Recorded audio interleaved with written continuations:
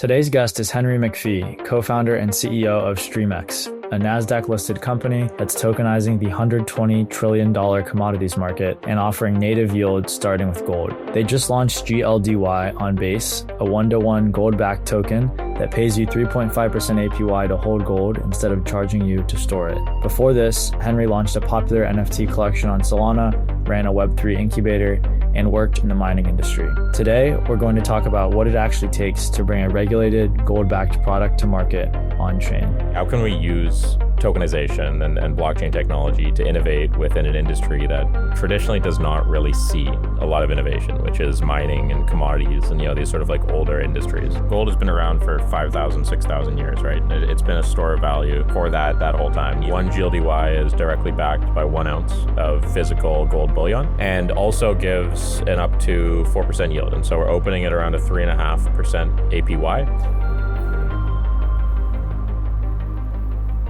Welcome to the Proof of Coverage podcast. How you doing, man? Good. Thanks for having me. Nice to meet you. Yeah, it's a big day. Yes. So maybe before we get into that, just wanted to say congrats. But I think Antonio at Movimentum connected us, right? Yep.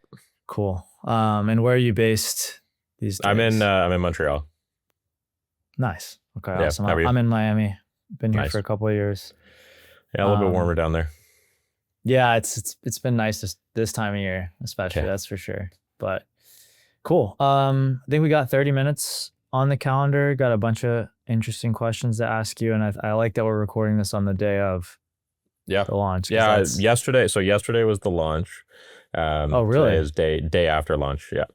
Okay. I think I saw some posts maybe this morning or something. Maybe they were like day after. But Yeah, there's been a bunch of stuff sort of coming out. But we did the official launch yesterday. So cool. Yeah. Awesome. Well, yeah, let's kick off there and start by talking about the launch. So what is GLDY?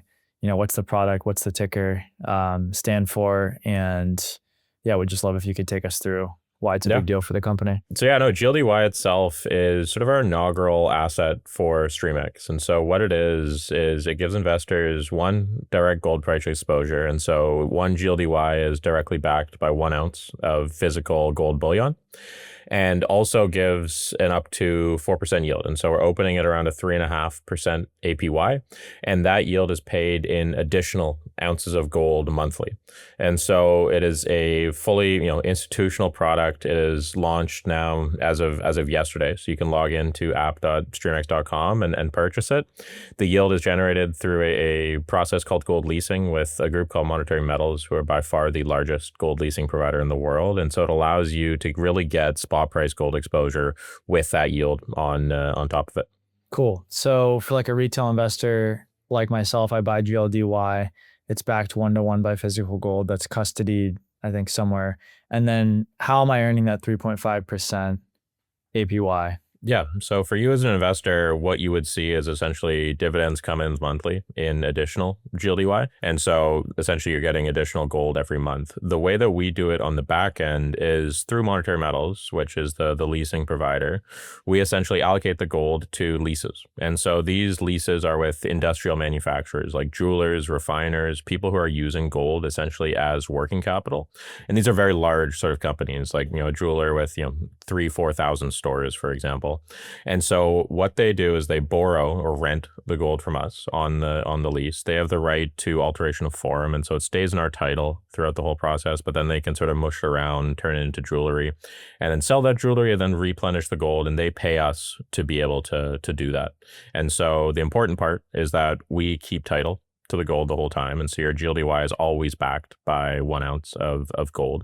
And also your ounce of gold is never invaded by any fees. And so all you get is essentially what you get is the spot price exposure with the additional gold on top of that. Cool. So if they borrow, the gold that I bought through GLDY and like you said, use it to make some kind of piece of jewelry and then sell that, you guys retain the title to the gold the whole time. And then that jeweler owes you the gold back. Correct. Plus interest.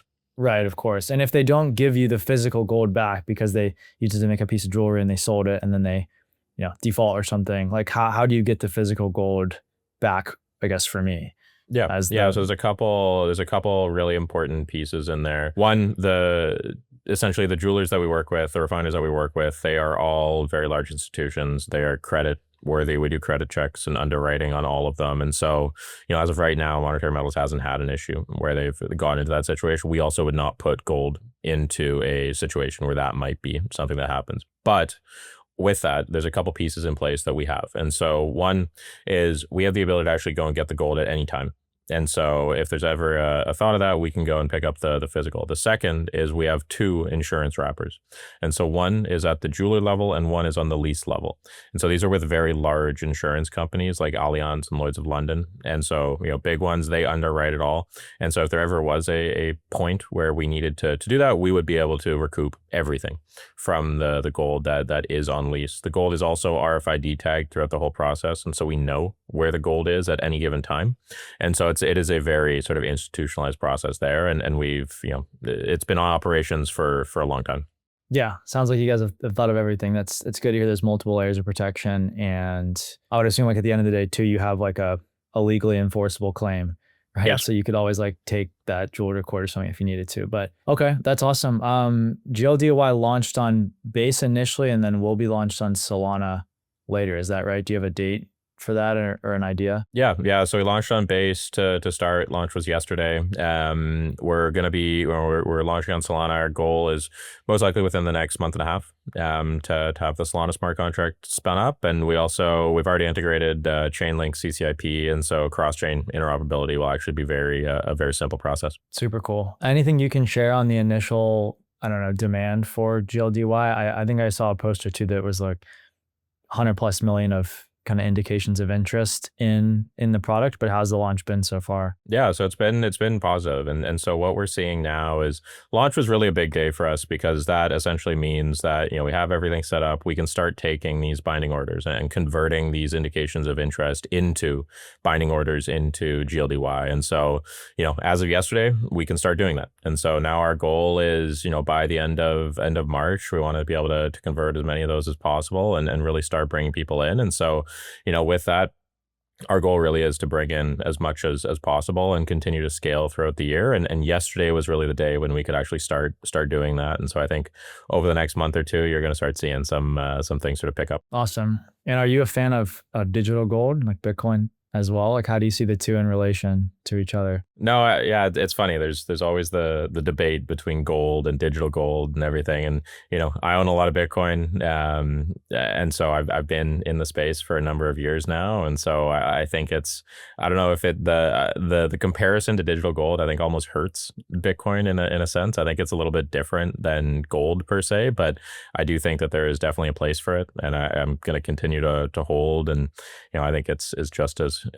a great asset to hold. And I think everybody should have some sort of exposure into Bitcoin along with gold and other assets. Yeah. I mean, maybe if you don't see it as like a good comparison to call it digital gold, like what would you say is like the reason for your interest in Bitcoin? Like, do you still see it as a store of value? I don't know if the question on store of value, and gold has been around for 5,000, 6,000 years, right? And it's been a store of value sort of for that whole time. You see central banks buying it. You see these people using it as essentially a hedge against fiat currency, a hedge against debasement and dollar debasement, debt levels, everything like that.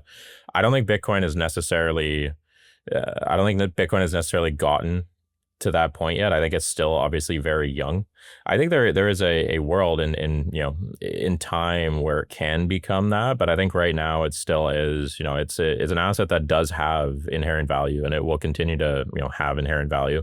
I just don't know if it has the store of value like gold per se right now. No, that makes sense. I think your story is pretty interesting. You're working in mining and as a geotechnician, and then you started a Web3 incubation and advisory company, launched an NFT collection, and then made your way back to metals, but kind of mixed it with crypto and public markets with Streamex. So maybe talk to us a bit about like coming full circle, right? And coming back to metals, but having it be mixed with crypto. And then if you could give us kind of like the high level on what Streamex is and the plans for the company and what the vision is beyond just this GLDY launch. Yeah, 100%. And so, you brought up, Sort of my background, I started pretty heavily in NFTs on Solana back in sort of 2019, 2020, when that was really going.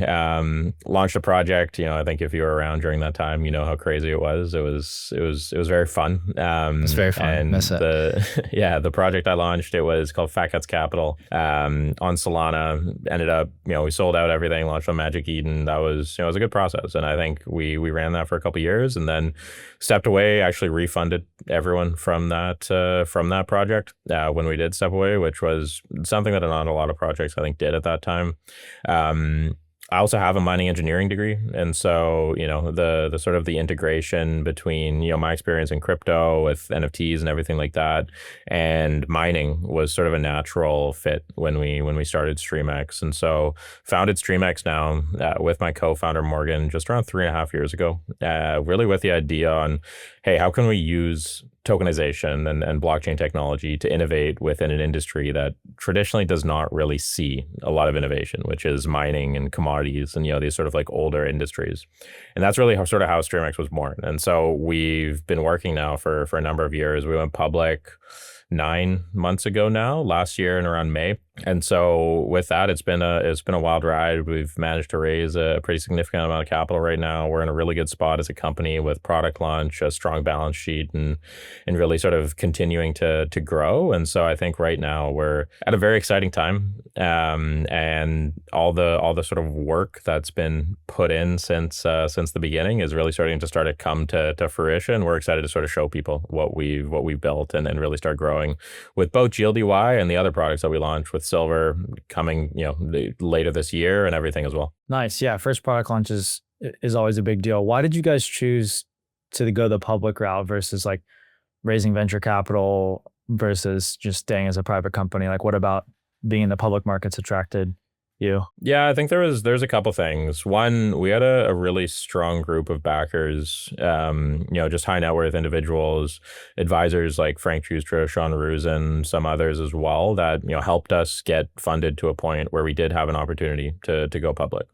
And I think what we saw is, there's a very interesting sort of dynamic when you do go public and, the access to capital that it brings with, potentially better terms than what we would look at if we wanted to go, say, a VC route or something like that. And so I think the timing when we did go public was right. We managed to set ourselves up really well by doing that. And I think as right now, one of the few companies that is, a tokenization company, a blockchain focused company that is public, it gives us access to a very sort of unique group of investors. And the assets that we create are more institutionalized assets. And so by being a public company, I think it gives sort of an era of, credibility. We have audited financials. We are, fully transparent on everything. And with that, we get access to these bigger funds and stuff that are going to be the ones sort of investing in GLDY, Silver, all these other assets that we create too. Yeah, I think being public does give immediate credibility for sure, because you just got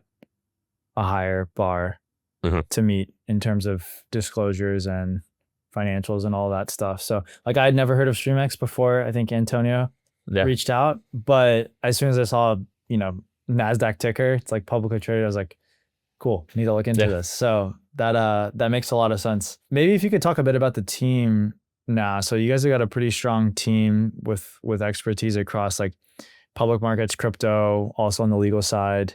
Maybe give us a brief overview of some of the key players and what they contribute. Yeah, 100%. And so our team, like you said, we do have a really strong team. I'm really proud of sort of the people that we've been able to put together. Obviously myself and Morgan, we are the two co-founders. And so Morgan's executive chairman, I'm the CEO. We also brought on Mitch Williams, who was actually an investor and advisor during the seed rounds as our chief investment officer. He has, a couple decades plus experience on Wall Street. He ran Oppenheimer's value fund, which was around a $5 billion fund, ran the sovereign assets for the Kuwaitis out of New York. And so the Kuwaiti Sovereign Wealth Fund there, and among a number of other things. And so he's a very strong individual who we've been able to work very closely with, and a good friend there. Also, Kevin Gopal, who we recently brought on the board, he was the head of BMO asset management, and so built BMO's ETF division from essentially 0 to 100 billion when he was there. And especially with our integration of GLDY and other assets into ETFs has been a big help on that side. And then our advisors, Sean Rusin, Frank Justra. Frank's the founder of Wheaton Precious Metals, Lionsgate Films, a number of other multi-billion dollar mining companies. And then Sean, the founder of the Osiska Group, another multi-million dollar, billion dollar mining companies, a group of mining companies as well. And then, Mike Frisch on our legal side and everything. Like, we have a very strong team, really strong development team too. And so, I think the people that we sort of put in place have been very important for us being able to get to this point. And there's a lot of experience both across, blockchain and crypto and, understanding the technology side of it, but also in the, mining, commodities, capital market side too, which is really important sort of for what we're doing, because we really are sort of bridging the gap between blockchain and crypto and technology and the traditional financial world and mining. And so we've been able to put together a team that has a lot of experience sort of on both sides. Right. Yeah. I think there's especially a lot of mining expertise on the team. Is there a world in which Streamex is ever doing mining itself? I think for us, our main focus, mining itself, our team has a lot of experience in it, but I think we see a lot more ability for value creation and actually partnering with miners and, working with them and in terms of the assets that we create. And so if we look at things like royalties and streams, which are on our roadmap, that's, heavily invested in the mining industry. But for us as a company, I think, we are a technology company at our core and, a fintech company at our core. Our goal really isn't to get into the mining industry, but I think the ability for us to work with companies and people within that industry gives us, a sort of unique advantage because of our experience and the people that we sort of know and are involved in that industry itself. So you guys put at least $25 million into gold, I think in November 2025, or at least that's when you announced it. Yep. Gold's up about 30% since then. So that was a great buy. Is that part of like a long-term treasury management strategy of like denominate as much of the balance sheet in gold as we can because we're bullish on it? Or is that like pre-purchases of gold for the GLDY launch? So when people buy the token, you have gold in custody to back it with. Like what was that purchase about in terms of strategy? And then how do you see like balance sheet management going forward? Yeah, no, it's a good question. And so, part of that was part of the financing that we did back then. 50% of that financing was collateralized in gold, and, we wanted to be able to hold gold on our balance sheet. The way that we see it is just holding gold on our balance sheet doesn't necessarily do a whole lot for us. We do like the exposure, but what we are able to do with it is we are actually able, like you said, to use it to help seed GLDY. And so, our goal really is to grow GLDY as big as possible. And so rather than just holding it on our balance sheet, we are allocating towards GLDY, holding GLDY ourselves, allowing, we can lend our GLDY to market makers in the secondary market. We can help seed liquidity in secondary markets and sort of help grow that initial backing of GLDY using our balance sheet. And so sort of acting like a self-help lever. And I think as we continue to grow, we'll continue to increase our exposure to gold through GLDY, not necessarily just holding the physical asset.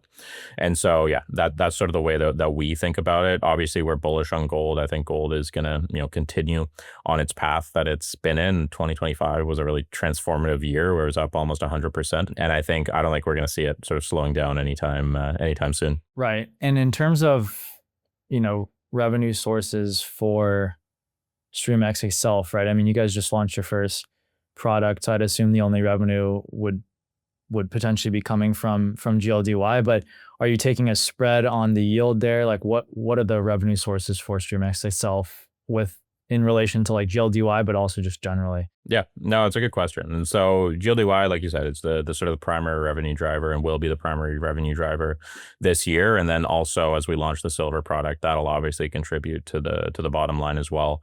How we look at it for these assets is there's sort of three main revenue drivers in those themselves. And so one is a tokenization fee. And so that's a small fee at the very beginning of the process.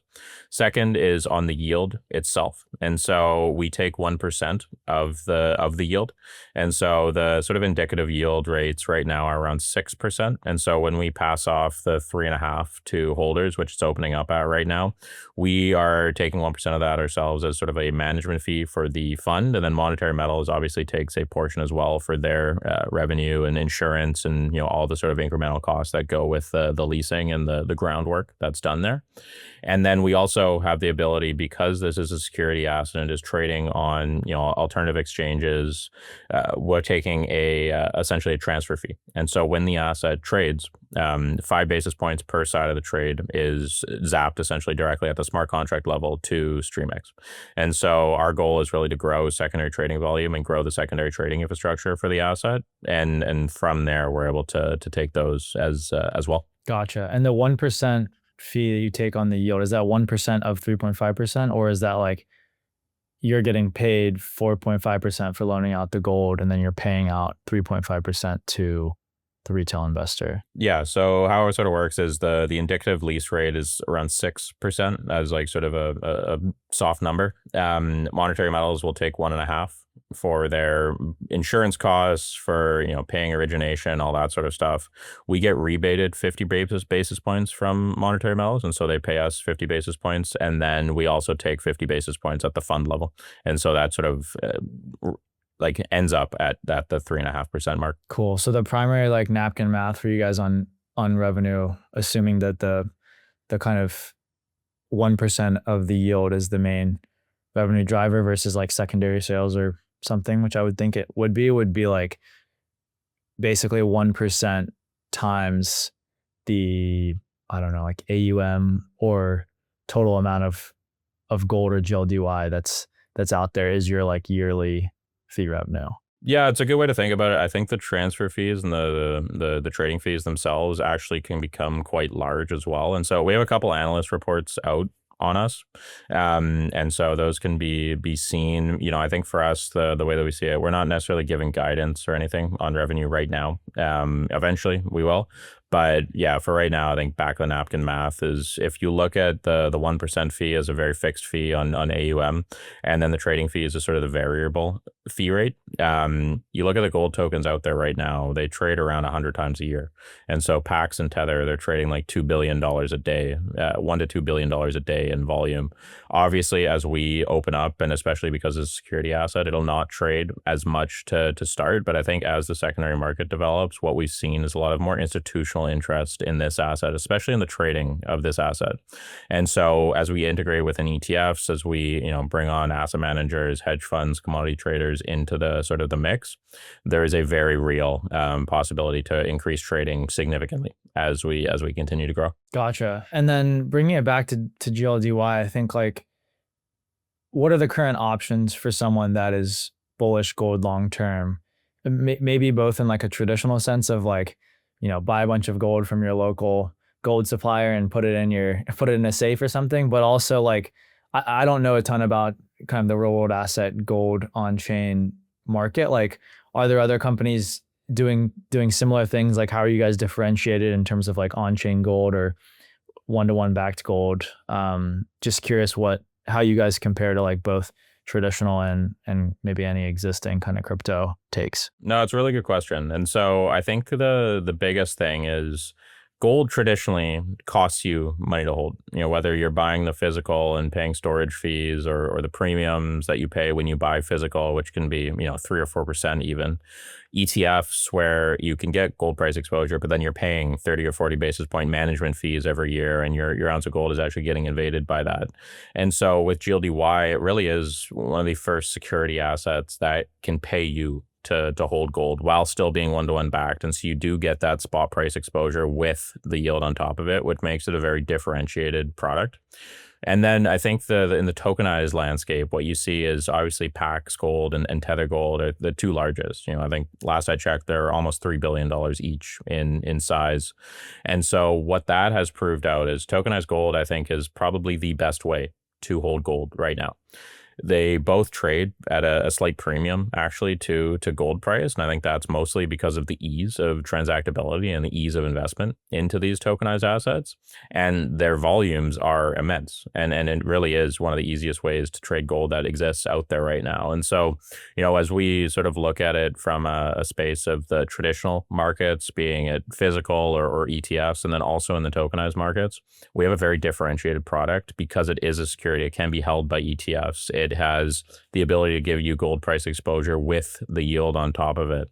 And so I think with that, it's an exciting project. We've, been talking with a number of groups in terms of allocations and interest in it. And, it's all been very positive. And so I think that's, the biggest thing that sort of sets us apart. Gotcha. I mean, I think it sounds like a no-brainer when compared to the traditional scenario of like buy a bunch of gold, then you pay someone to keep it safe, pay for insurance, whatever else, can't earn yield on it, or I would assume it's like pretty difficult too. How is your product differentiated from, I think you said Tether and Pax? Like, do they offer one-to-one backing? Do they offer, APYs, a similar APY? Like what's the similarities or differences there? Yeah, so the Tether and Pax tokens, they're both obviously one-to-one backed with physical gold, same way that GLDY is. Inherently, they do not offer a yield directly within the asset. And so, for us, the way that we set it up is if you hold GLDY, say you have 100 GLDY and the yield is 3.5%.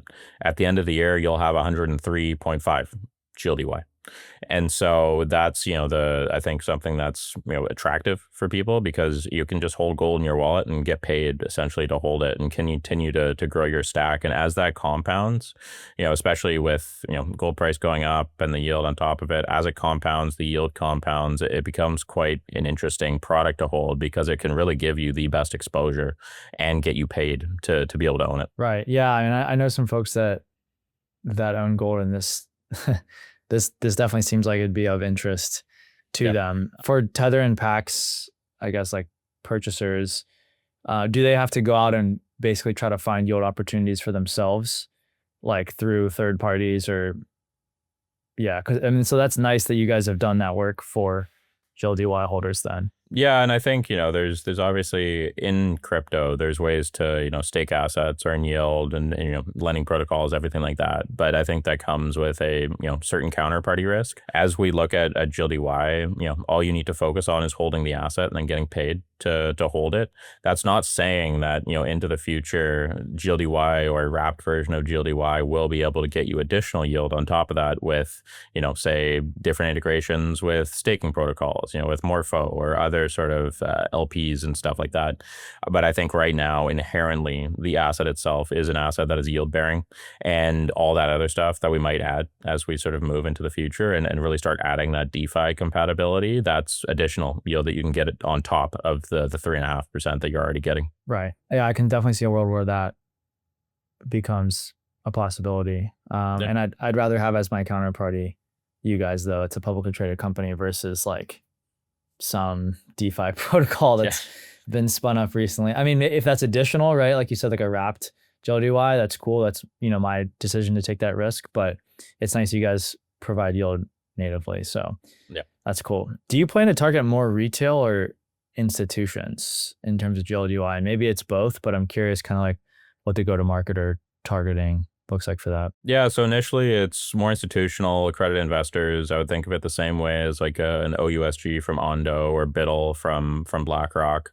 And so, initially it is accredited and institutional investors, but we're also working to be able to, offer it more to retail in the coming months as well. Cool. Yeah, it makes sense to get the institutions on board first. They're bigger purchasers, and then once they're on board, it's easier to get retail on. So that's cool. You mentioned silver coming up. I'd assume it's a very similar product, but maybe let us know if there's any meaningful differences. And then is the plan to just kind of do all the commodity metals, or what's the future look like for Streamex in terms of products and everything else roadmap? Yeah, so silver is going to be coming this year.